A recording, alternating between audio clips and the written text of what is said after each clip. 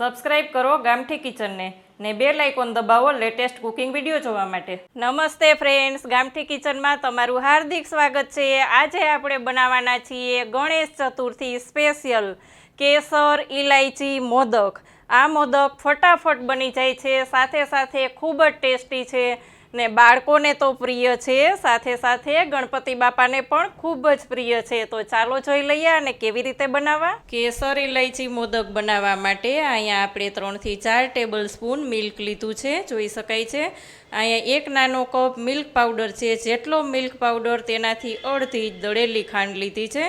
અહીંયા આપણે કેસરને અડધો કલાક પહેલાં પલાળીને રાખેલું હતું, તે કેસર છે। અહીંયા 1 ટેબલ સ્પૂન દેશી ઘી અને ઇલાયચી પાવડર છે ચપટી, જોઈ શકાય છે। સૌથી પહેલાં તો આપણે ગેસ ચાલુ કર્યા વગર જ બધું લઈ લેવાનું છે। અહીંયા પહેલાં આપણે લેશું દૂધને।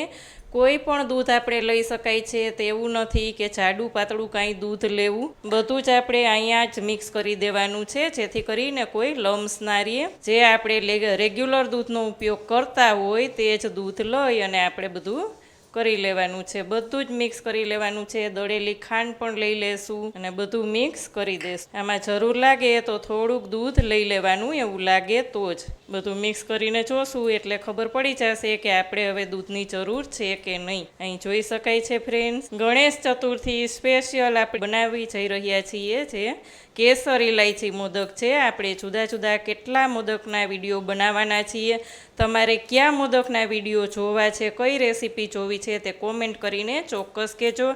અહીંયા જોઈ શકાય છે કે આપણું દૂધનું માપ એકદમ બરાબર છે, તેમાં જ આપણે લઈ લેવાનું છે દેશી ઘી 1 ટેબલ સ્પૂન લઈ લેશું અને બધું એકદમ સરસ મિક્સ કરી દેશું। બધું સરસથી મિક્સ થાય પછી જ તેને ગેસ ઉપર ચલાવવું। જોઈ શકાય છે બધું જ મિક્સ થઈ ગયું છે। હવે આપણે જઈએ ગેસ તરફ। ફ્લેમને એકદમ સ્લો રાખી અને ચલાવતા જવાનું છે, સતત ચલાવવાનું છે, જેથી કરીને બેસી ના જાય, કાંઈ લમ્સ ના રહે। ફટાફટ બની જતા આ મોદક ટેસ્ટી પણ ખૂબ જ લાગશે। અહીંયા જોઈ શકાય છે ફ્રેન્ડ્સ, આપણે ફ્લેમ એકદમ સ્લો રાખેલી છે, સતત ચલાવશું। એકદમ બધું ઘટ થવા માંડે ત્યારે જ આપણે કેસરવાળું દૂધ અને ઇલાયચી પાવડર લઈ લેશું, ત્યાં સુધી સતત ચલાવવાનું છે। ગણેશ ચતુર્થી આવતી હોય એટલે આપણે સ્પેશિયલ ચૂરમાના લાડુ તો બનાવતા જ હોય, પણ સાથે સાથે જ આવા આકર્ષક મોદક બનાવીએ તો ઘરના પણ ખુશ ને ગણપતિ બાપા પણ ખુશ। એટલે આપણે આજે અલગ અલગ મોદક બનાવવાના છીએ, અલગ અલગ મોદકના વિડીયો બનાવવાના છીએ। તમને કયા મોદકનો વિડીયો સારો લાગ્યો તે પણ તમે કહી શકો છો। અને આજે તો તમારે કોમેન્ટમાં ગણપતિ બાપા મોર્યા કહેવાનું જ છે। તો ફ્રેન્ડ્સ, આપણે જ્યાં સુધી ખાટું થાય ત્યાં સુધી સતત ચલાવશું। અહીંયા જોઈ શકાય છે ફ્રેન્ડ્સ, એકદમ સરસ જાડું થવા માંડ્યું છે। તે જ સ્ટેજ ઉપર આપણે લઈ લેશું કેસરવાળું દૂધ, જેથી કરીને એકદમ મસ્ત એવો કલર પણ આવશે અને ટેસ્ટી પણ ખૂબ જ સરસ થઈ જશે। સાથે જ આપણે લઈ લેશું ઇલાયચી પાવડર। પેન છોડે એટલે આપણે ગેસની ફ્લેમ બંધ કરી દેવાની છે, કારણ કે વધુ પડતું થીક નથી કરવાનું। ઠંડુ થાય એટલે ઓલરેડી થોડુંક થીક થઈ જશે।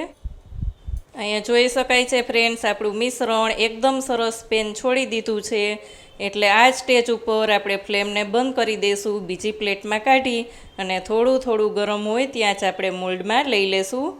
બીજી પ્લેટમાં લઈ લઈએ અને થોડું થોડું મસળી લઈએ, ફ્લેમને બંધ કરી દઈએ। અહીંયા આપણે એક પ્લેટમાં લઈ અને બધું જ મિશ્રણ આ રીતે ફેલાવી દીધું છે, જેથી કરીને ઝડપથી ઠંડુ થઈ જાય અને આ રીતના થોડું થોડું મસળાઈ પણ જાય।